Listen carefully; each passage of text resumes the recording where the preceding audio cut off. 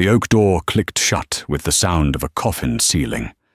Elara Vance clutched the small, linen-wrapped bundle to her chest, her only possessions in the world. She had to escape Blackwood Manor before dusk.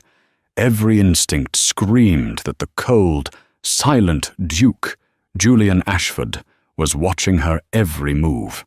His grey eyes, the colour of the North Sea, seemed to miss nothing, and his silence was more terrifying than any threat. But what Elara didn't know was why he watched. She thought she was running from a monster, never realizing she was running towards one, and the only man who could save her was the one she feared most. The last ray of the weak autumnal sun slanted through the tall library window, illuminating a cloud of dust motes dancing over the dark mahogany. From her position on a low stool, sorting the Dowager Duchess's correspondence, Elara Vance watched that beam of light like a prisoner tracking the progress of a shadow. When it touched the edge of the Persian carpet, it would be 4 o'clock. When it vanished completely, dusk would begin to settle. And by then, she had to be gone. Her heart hammered against her ribs, a frantic bird in a cage too small. It had been this way for 2 days, ever since the letter had arrived. It hadn't been delivered by the usual postboy. A grimy-looking man had pressed it into her hand in the village when she was fetching new ribbons for the Dowager. The seal was one she recognized with a sickening lurch, the crest of Lord Percival Croft. "My dearest Elara," the slanted, arrogant script began, "your little game of hide-and-seek is over. I have paid your late father's debts in full. You are now, by law and by honor, my property. I will arrive at Blackwood Manor in 2 days to collect you. Do not make a scene. It will be so much easier if you come quietly." 2 days. Today was the 2nd day. Elara's breath hitched. Collect her, like a prized mare or a piece of furniture. She knew exactly what collect meant. Lord Croft was a man known in the shadier circles of St. James's for his vices, a gambler and a brute who collected beauties and discarded them when he grew bored. Her father, in a final act of desperate, drunken folly, had signed a contract that essentially bartered his daughter to Croft in exchange for the clearing of his gambling debts. Elara had fled London upon her father's death, using the last of her meagre inheritance to disappear, eventually finding a respectable, and she hoped hidden, position as a paid companion to the Duke of Blackwood's aging mother. She had been safe here for 6 months. Until now, she couldn't tell the Dowager Duchess, a kind but frail woman who lived in a gentle haze of lavender and old memories. And she certainly couldn't tell the Duke. Julian Ashford, the Duke of Blackwood, was a different kind of terror. He wasn't a lecherous fiend like Croft, but he was a man of granite. He had arrived from London a month ago, and the entire estate had tensed, as if bracing for a storm. He was tall, impossibly broad-shouldered, and rarely spoke. He moved through the cavernous halls of Blackwood Manor like a panther, all controlled power and unnerving silence. Elara had only been in his presence a handful of times, and each time she felt herself shrink. He would just look at her. His gaze wasn't lewd like Croft's. It was assessing, penetrating. It felt as though he could see the desperation clinging to her, the cheap mending on her best dress, the fear she lived with every day. She was terrified he would discover her secret and, to avoid a scandal associated with his household, hand her over to Croft himself. A duke, after all, would value propriety above all else. He would not want a man like Croft arriving on his doorstep making demands. So, flight was the only answer. She had a few sovereigns saved. It wasn't much, but it could buy her a ticket on the mail coach to York, and from there, perhaps she could find work as a governess in the north, under a new name. "Elara, my dear, are you quite well?" the Dowager Duchess asked, her voice like dry leaves. "You've been staring at that letter from my cousin Mildred for 5 minutes." Ilara started, dropping the letter. "My apologies, Your Grace. A sudden headache. Oh, you poor thing. It's this dreadful weather. Why don't you retire to your room and rest before dinner? I shall be quite fine on my own." It was the opening Ilara needed. "Thank you, Your Grace." "You are very kind." She curtsied, her knees trembling, and backed out of the library. She didn't dare look toward the far corner of the room, hidden in the shadows of a towering bookshelf. She didn't need to. She could feel him. The Duke was there. He had been standing there, watching, for the last 20 minutes. He hadn't announced his presence, hadn't moved. He was just there. She hurried down the corridor, her worn slippers making no sound on the thick carpet. She kept her head down, her gaze fixed on the floor. But as she passed the archway to the main hall, she sensed movement. She glanced up, her heart leaping into her throat. He was there, standing at the top of the grand staircase, looking down at her. Julian Ashford. He didn't move. He didn't speak. He just watched her, his face an impassive, handsome mask. Ilara flinched as if struck, gathered her skirts, and fled. She ran up the servants' staircase, her chest tight with a terrifying primal fear. It wasn't just Croft she was running from. It was the Duke. It was the crushing power of men who could collect you, and men who could watch you fall without blinking. She reached her small attic room, her hands shaking so violently she could barely turn the key. Her bundle was already packed. A change of clothes, a bit of bread and cheese stolen from the kitchen, and her mother's silver locket. She put on her sturdiest boots and her warmest cloak. She looked out the small window. The sun was gone. The sky was bruising to a deep, ominous purple. Dusk. It was time. She crept down the back stairs, her mind a prayer of, "Don't let him see me. Don't let anyone see me." From the library window, Julian Ashford watched the small, cloaked figure dart from the kitchens and melt into the deep shadows of the yew hedge. He didn't move. His face remained perfectly calm. But in his hand, a small, wrinkled piece of paper, a letter he had intercepted from the village postmaster 3 days ago, was slowly being crushed into a tight, furious ball. The route Ilara had planned was a desperate one, born of 6 months of observation. She couldn't use the main drive. She would be seen instantly by the gatekeeper. Her only option was to cross the vast, manicured lawns, slip through the kitchen garden, and enter the South Woods. The woods covered nearly 3 miles of the Blackwood estate, but she knew from the estate maps that they bordered the main post road. If she could reach the road, she could walk the 2 miles to the Gilded Griffin, a coaching inn where the night mail to London was known to stop. The air was cold and damp, clinging to her face and stealing her breath. Every snap of a twig, every rustle of a dying leaf, sounded like the footfall of an approaching groundskeeper. She kept to the shadows, pressing herself flat against the cold stone of the garden wall as she skirted the edge of the formal rose garden, now a graveyard of thorny, skeletal bushes. The kitchen garden was easier. The high brick walls offered cover, and the smell of damp earth and thyme momentarily calmed her nerves. She slipped through the unlocked wicket gate at the far end, her heart pounding a frantic rhythm against her ribs. She was out. She was free of the house. But now, the woods loomed before her. Blackwood's South Woods were ancient and dense. Even in the daylight, they were a place of deep shadows and unsettling quiet. At dusk, they were a living, breathing entity of malice.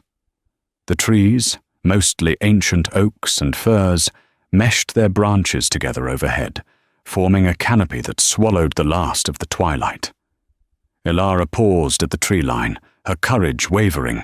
The path was little more than a game trail, and it was already impossibly dark.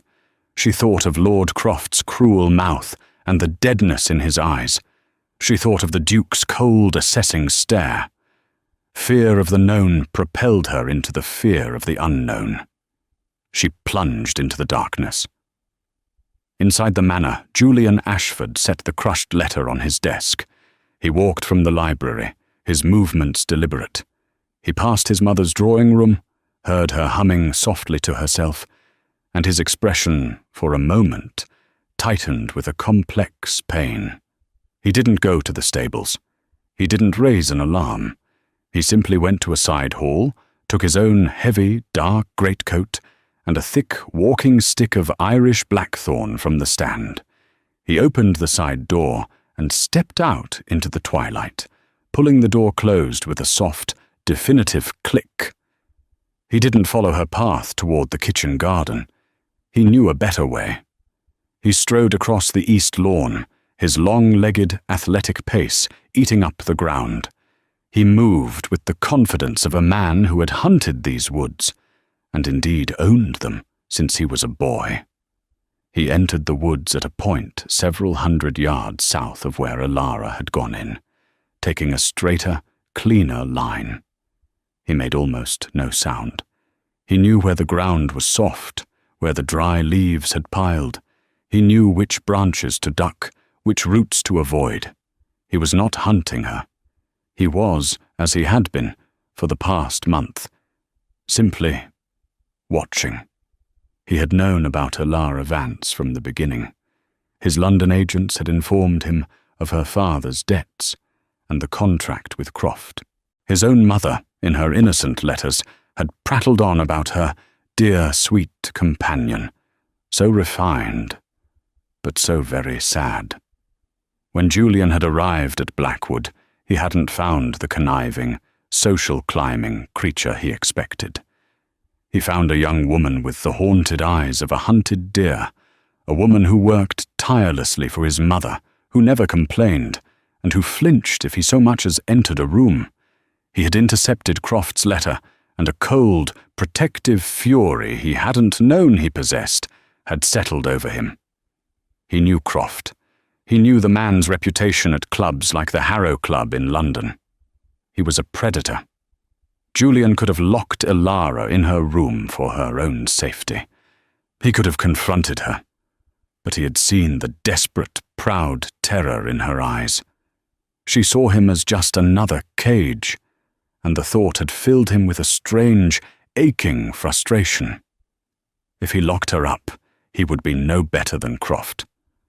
So, he had made a different, more dangerous calculation. He would let her run. He would let her believe she was escaping. He would follow, unseen, and protect her from the shadows. He needed her to see the real monster. Only then would she stop running. He moved through the woods, paralleling her clumsy, frantic progress. He could hear her 50 yards to his left. A snapped twig, a soft cry as she stumbled, the rustle of her skirts catching on brambles. He remained in the deep shadow, a silent guardian, his face set, his hand gripping the blackthorn stick until his knuckles were white. The darkness in the woods was absolute. Elara was blind, navigating by touch and memory of the map she had studied. Her hands were raw, scraped on bark and thorns as she stumbled forward. The air grew colder, and a thin, miserable drizzle began to fall, turning the leaf litter underfoot into a slick, treacherous carpet. "I'm a fool," she thought, panic rising like bile in her throat. "I'll be lost.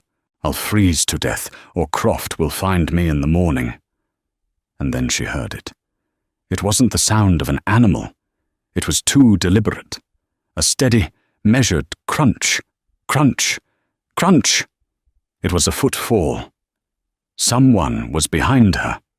Elara froze, pressing herself against the massive trunk of an oak.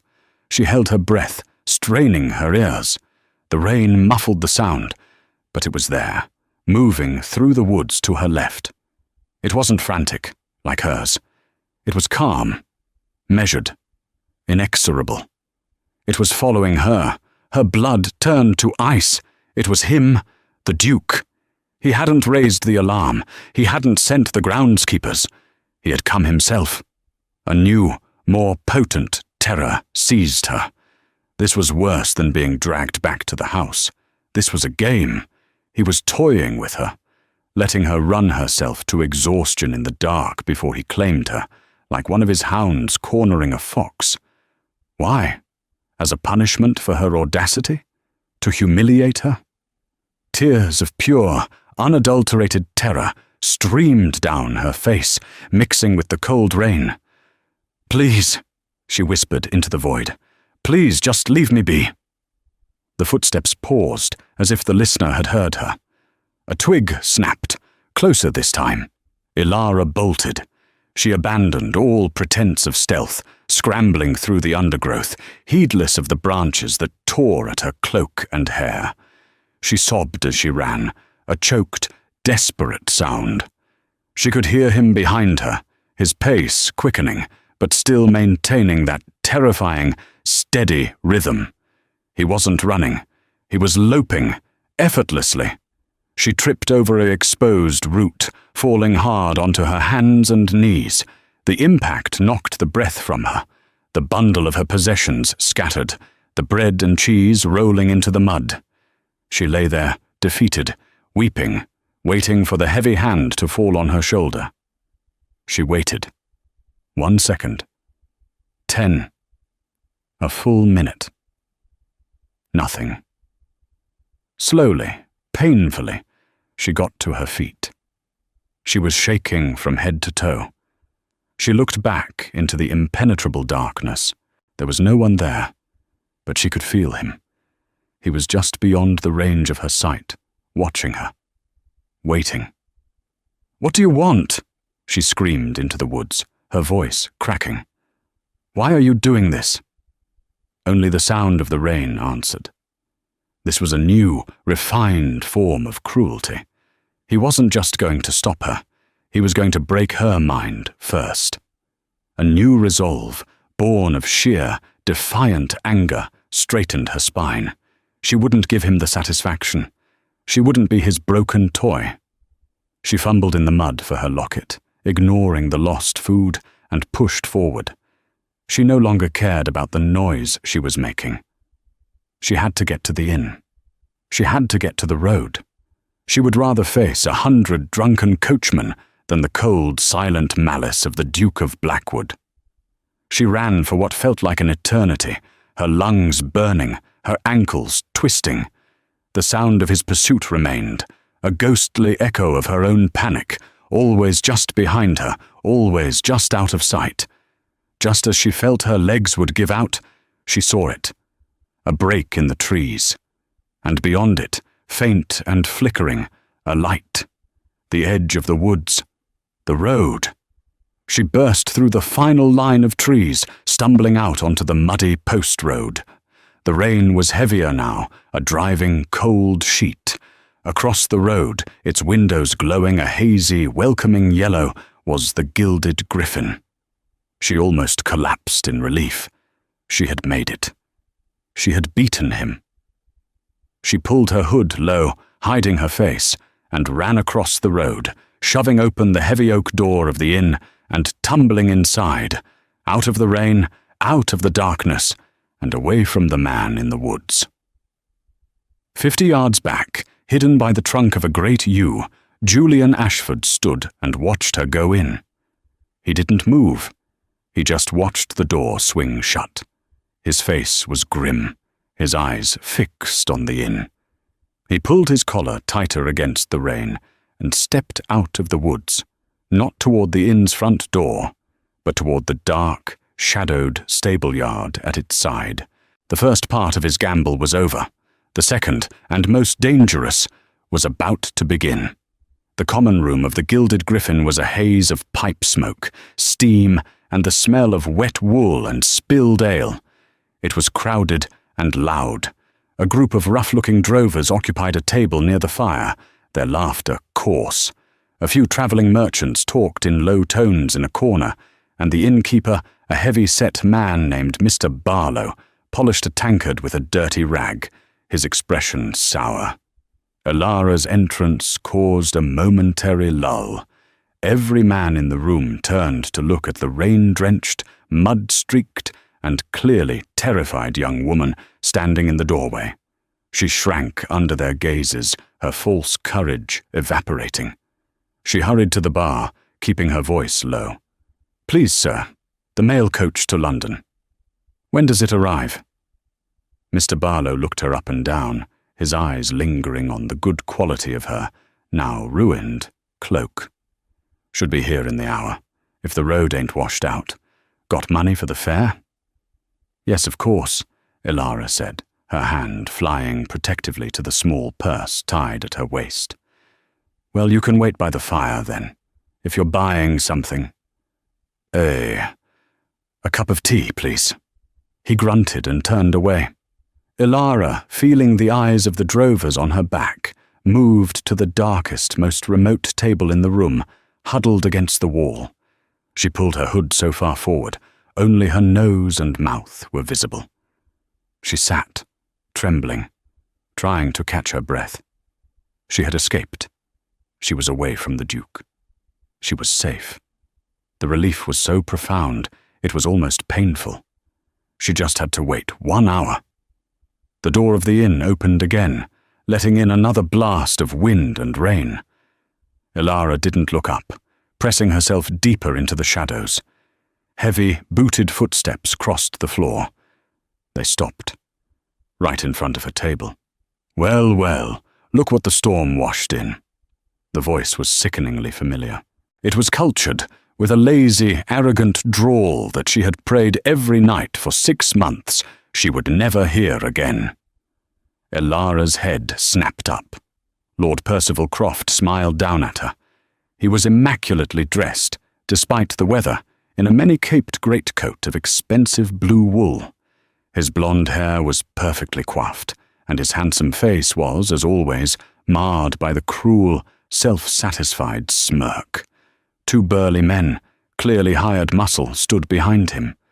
You're not supposed to be here," Elara whispered, her blood running cold. The letter. The letter said he was coming to Blackwood. Croft chuckled, pulling out a chair and sitting opposite her, uninvited. He signalled the innkeeper. "Brandy Barlow, the good stuff, and a room for the lady and myself." "No!" Elara cried, half rising. Croft's hand shot out, grabbing her wrist in a vice-like grip. He yanked her back into the chair. The smile never left his face. "Oh, but I am, my dear. Did you really think I would bother with the pleasantries of knocking on a duke's door? I knew you'd run. You're a frightened little rabbit, Elara. It's what you do." How did you know?" "I've had a man watching the estate for a week. He saw you in the village. I knew you'd make for the nearest coaching inn. This is the only coaching inn on the London road for 20 miles. It was a simple matter of waiting." He leaned in, his voice dropping. His breath smelled of brandy. "Now, that letter I sent was a little white lie, just to get your pretty little legs moving. The truth is, your father's debt is now my property, and by extension, you are. We'll be married by special license in London by tomorrow night. You'll find I'm a very attentive husband." The drovers at the next table laughed. The innkeeper, Barlow, turned his back, suddenly very busy with his tankards. No one was going to help her. "Let me go," Elara pleaded, trying to pull her wrist free. His grip only tightened, his fingers digging into her bones. "You're making a scene, my love. And you know I dislike scenes." His smile faded, and for a second she saw the cold, empty void behind his eyes. "You will come with me, quietly, or my men here will carry you. I assure you, you will prefer the first option." "Barlow, our room." No, please, someone, help me. Croft laughed and stood up, dragging her with him. No one is coming, Elara. You're mine. He began to haul her toward the staircase. She twisted, trying to dig in her heels, but he was too strong. She looked around the room, her eyes wide with desperate appeal. The merchants looked away. The drovers found their ale fascinating. I said no, she shrieked, raking her free hand at his face. She missed. He backhanded her. It wasn't a slap. It was a hard, deliberate blow that sent her staggering. She fell against the table, her lips splitting, the coppery taste of blood filling her mouth. The room went silent. Croft, his face now a mask of cold fury, wiped his knuckles on his coat. You stupid girl! You'll pay for that!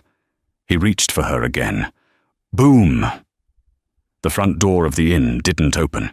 It was thrown open, slamming against the interior wall with such force that a pewter tankard fell from a high shelf and clattered to the floor. Julian Ashford, the Duke of Blackwood, stood in the doorway. He wasn't the silent, cold watcher from the library. This was a man Elara had never seen. He was drenched from the storm, his dark hair plastered to his head. His greatcoat was unbuttoned, and he still held the blackthorn walking stick in one hand. But it was his face that stopped her heart. It was a mask of pure, glacial rage. His grey eyes, no longer passive, were narrowed and fixed on Lord Percival Croft with a look of murderous intent. The entire rowdy common room fell into a terrified silence. For a long second, the only sounds were the dripping of water from the Duke's coat onto the floorboards and the hiss of the fire. Lord Percival Croft, surprised, let his hand drop from Elara. He recovered his composure quickly, a condescending sneer twisting his lips. Blackwood. What an unexpected pleasure. You're rather far from your grand house, aren't you? And terribly wet. Julian took one step into the room. He didn't look at Elara. His entire focus was locked on Croft. His voice, when he spoke, was unnervingly quiet, yet it cut through the room like a razor. You will take your hands off her. Croft laughed, a short, barking sound. I'm afraid you're confused. This is a private matter. Miss Vance and I have a business arrangement. She's my fiancée. She is a member of my household, Julian stated, taking another step. The drovers at the nearby table instinctively recoiled, shuffling their chairs away from him. And you, Croft, are a known liar, a cheat, and a degenerate.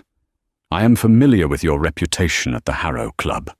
You are not welcome on my land, and you are certainly not welcome to accost my staff. The specific mention of the Harrow Club, a notorious gambling den in St. James's, made Croft's face pale slightly. His sneer faltered. Your land? Croft scoffed, trying to regain the upper hand. This is a public inn, Duke. This inn, Julian said, his voice dropping even lower, sits on the Ashford estate line. Mr. Barlow is my tenant, and you, Lord Croft, are trespassing. Mr. Barlow, the innkeeper, who had been hiding behind the bar, suddenly looked terrified. Your Grace, I didn't know. He just— Be quiet, Barlow, Julian commanded, without looking at him.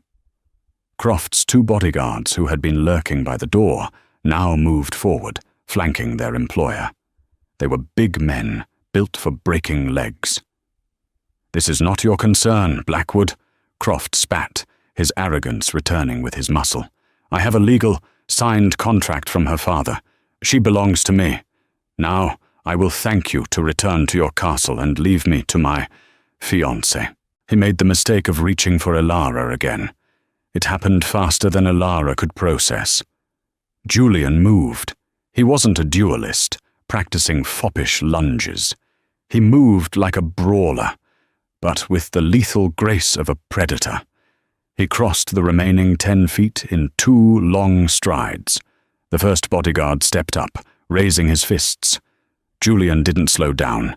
He swung the blackthorn walking stick in a short, brutal arc, connecting with the man's wrist. A sickening crack echoed through the room, and the man screamed, clutching his broken arm.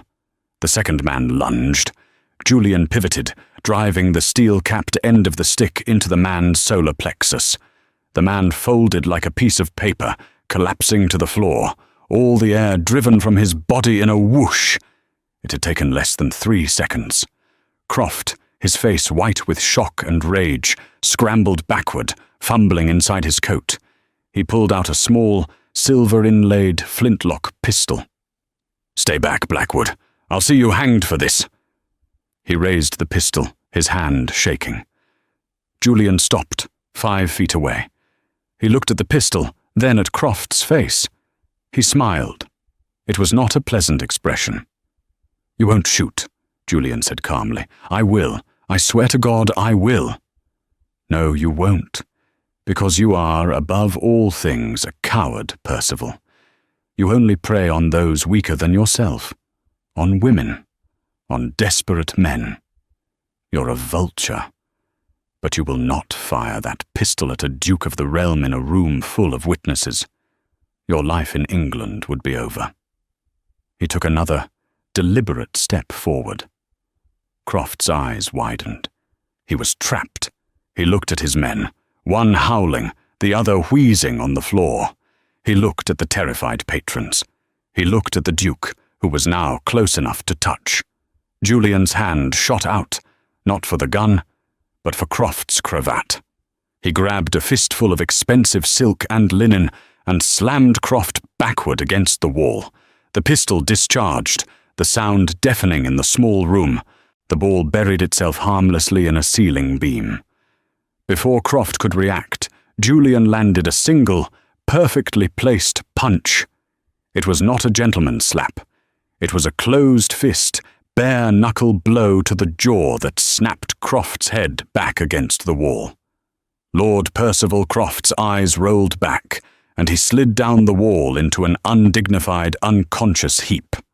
The room was utterly silent, save for the moaning of the man with the broken wrist. Julian Ashford stood over his defeated opponent, breathing heavily, not from exertion, but from rage. He slowly, deliberately, straightened his cravat. He looked at the innkeeper. "Barlow, send for the magistrate in the village. Tell him Lord Croft and his men are to be arrested for trespassing, assault, and brandishing a firearm. My man, Thomas, is outside in the stable yard. He will assist you." He then turned, his face still a thundercloud. He looked, truly looked, at Elara for the first time. She was backed against the table, her hand to her bleeding lip, her eyes wide as saucers, staring at him as if he were a pagan god of war. His expression, which had been so full of violent fury, instantly crumpled. The rage vanished, replaced by a look of such profound, agonizing concern that it staggered her more than the fight. "Elara," he said, his voice rough. "Are you hurt?" He took a step toward her. She flinched. The look of pain that crossed his face was a physical blow. He stopped, holding his hand out, palm up, as if calming a terrified animal. "Come," he said, his voice softer now. "We are leaving." He didn't wait for an answer. He shrugged off his heavy, drenched greatcoat and wrapped it around her shoulders. It was huge, heavy, and warm, smelling of rain, wool, and something uniquely him. He put a hand on her back, not grabbing, but guiding, shielding her, and propelled her toward the door, away from the wreckage of the common room. He pushed the door open. The storm was still raging, the wind howling. Elara looked back into the warm, fire-lit inn, then at the black, screaming maw of the woods and the rain. Where are we going?" she stammered, her teeth chattering. "Back to the house," Julian said, his hand firmly on her back. "No, I won't. You followed me. You let this happen. You let him." He grabbed her by the shoulders, turning her to face him in the lashing rain. His face was inches from hers. his grey eyes blazing in the dark.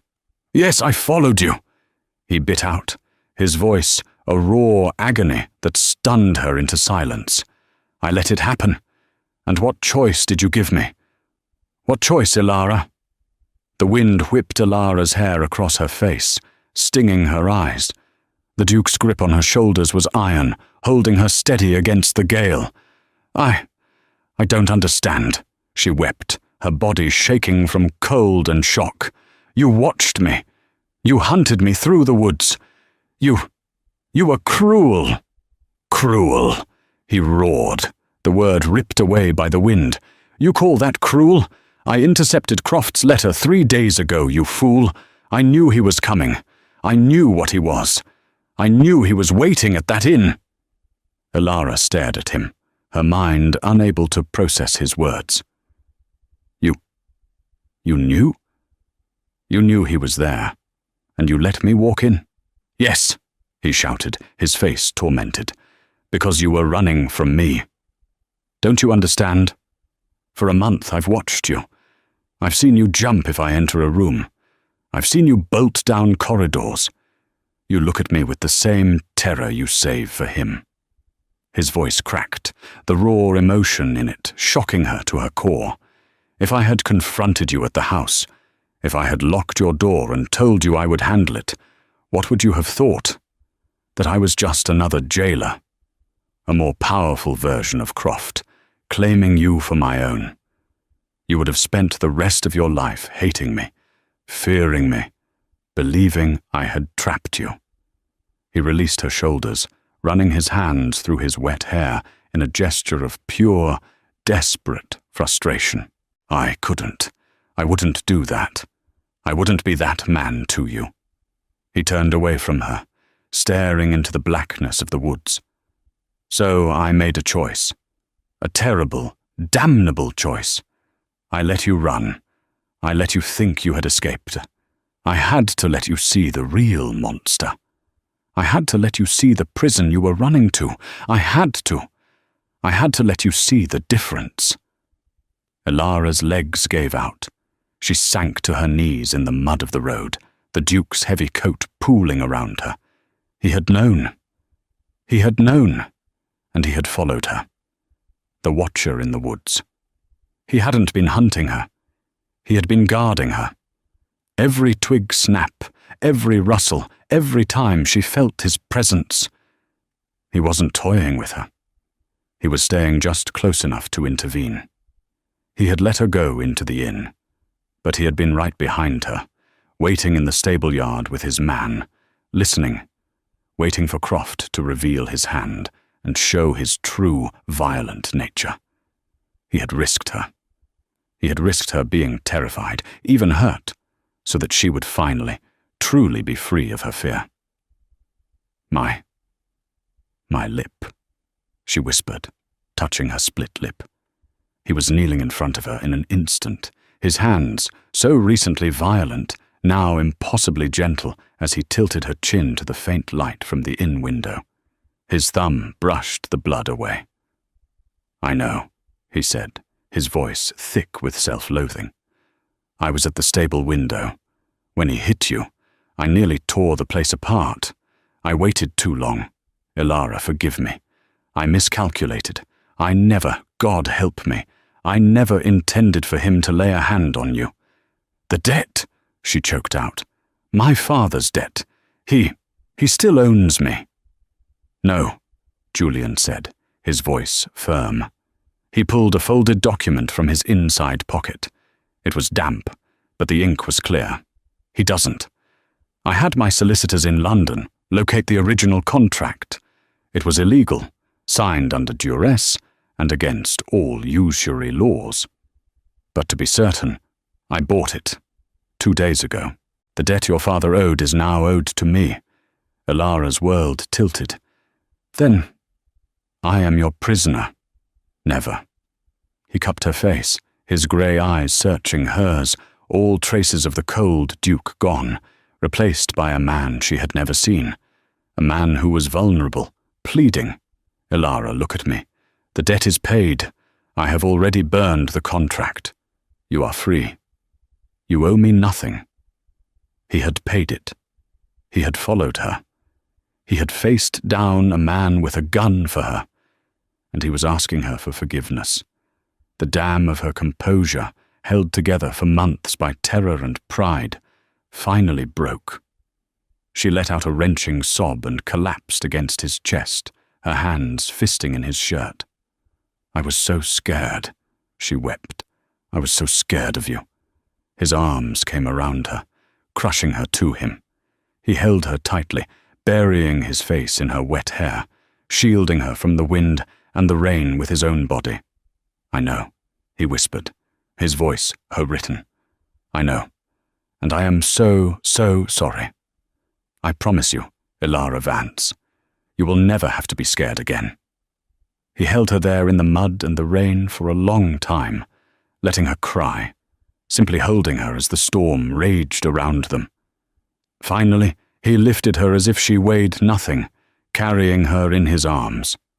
"Come," he said softly. "Let's go home." They didn't speak on the walk back. Julian carried her for part of the way until she insisted she could walk.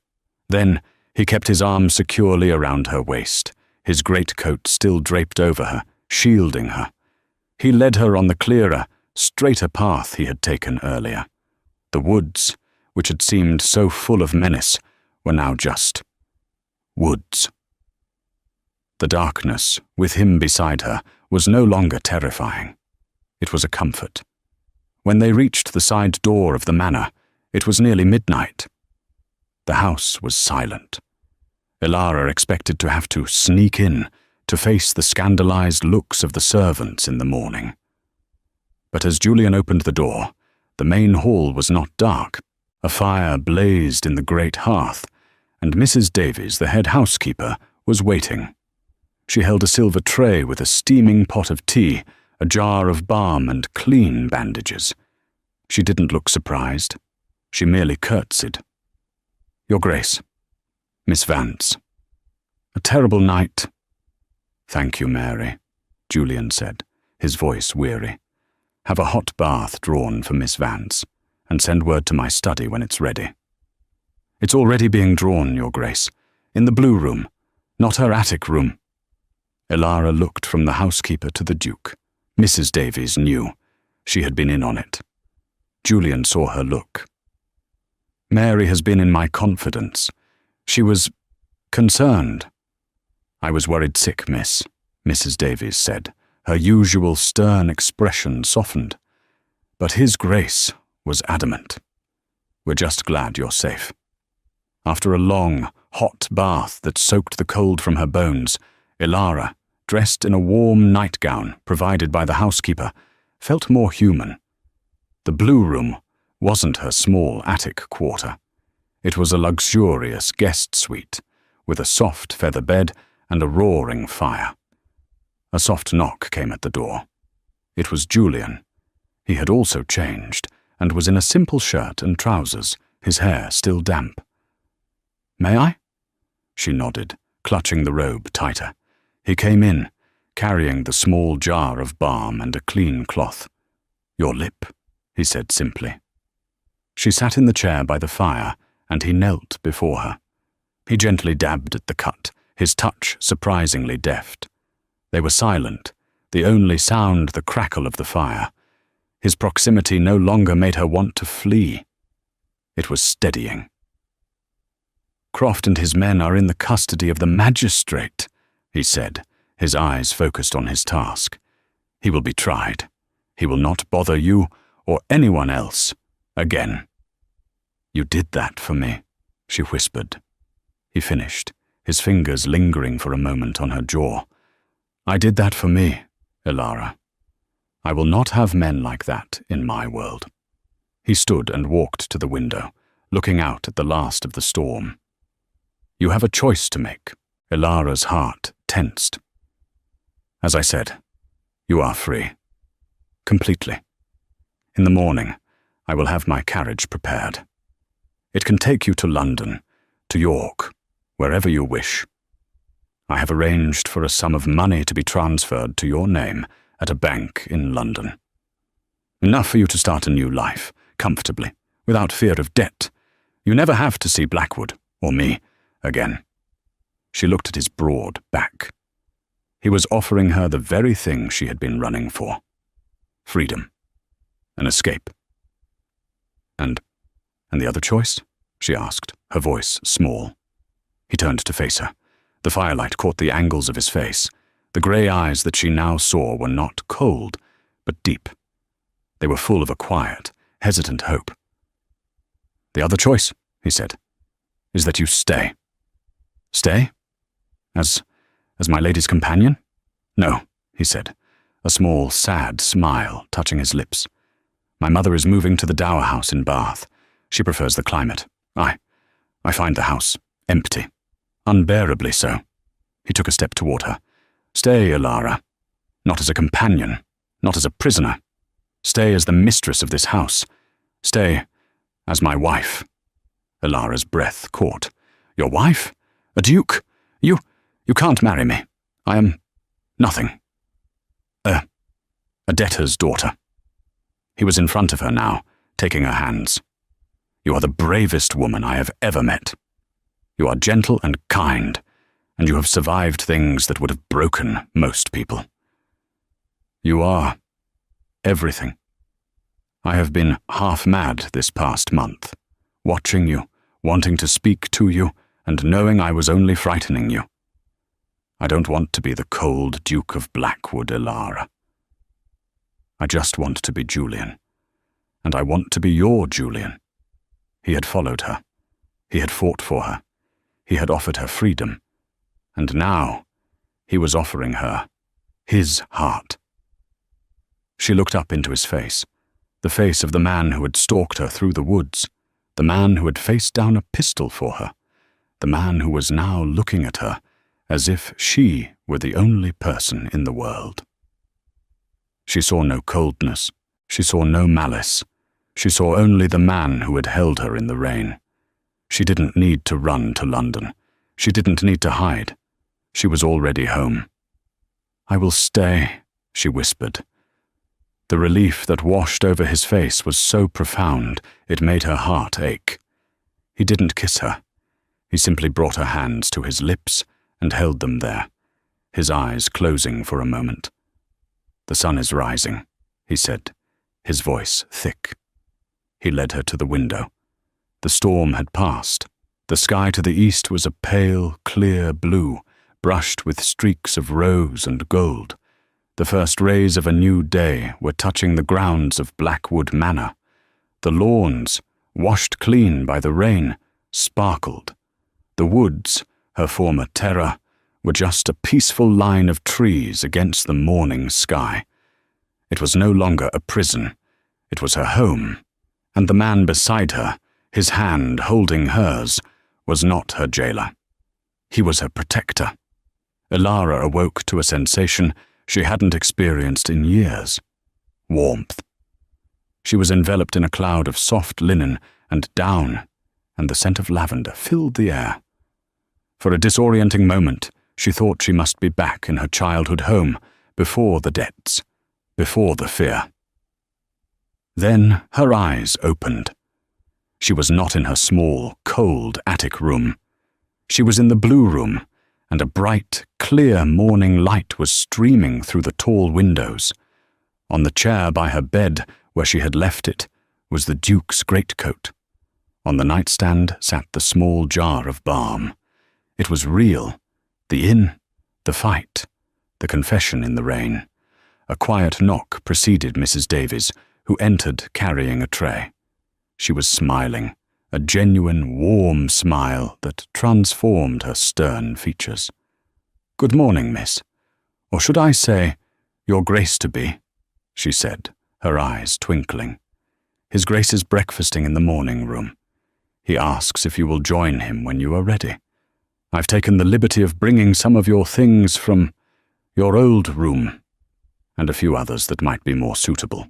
On her arm, the housekeeper carried a simple but elegant morning dress of deep blue wool, a stark contrast to Elara's mended grey worsted. The implication was clear. She was no longer a servant to be hidden away.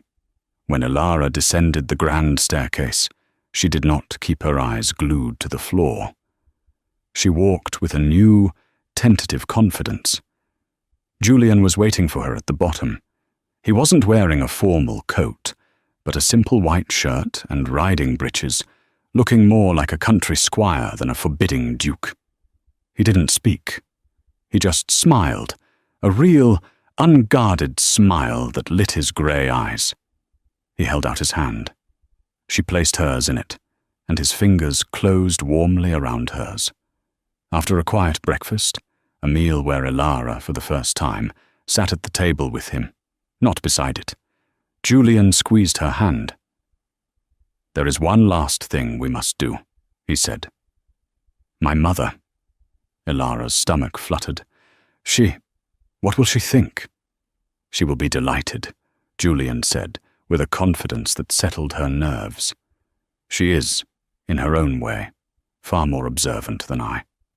They found the Dowager Duchess in her private drawing room, the one where Elara had spent so many hours reading aloud. The frail, elderly woman was looking out the window at the gardens, which were sparkling with dew. "Good morning, Your Grace," Elara said softly. "Ah, Elara, my dear. And Julian, how lovely."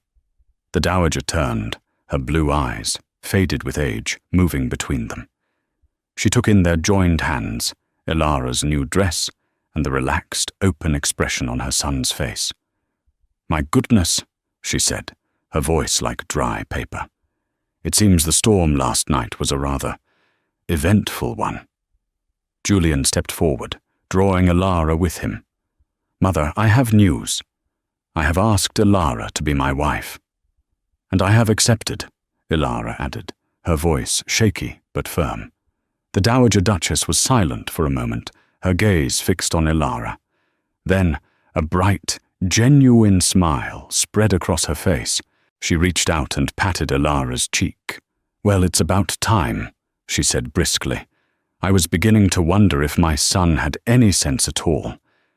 "Mother, you knew?" Julian asked, astonished.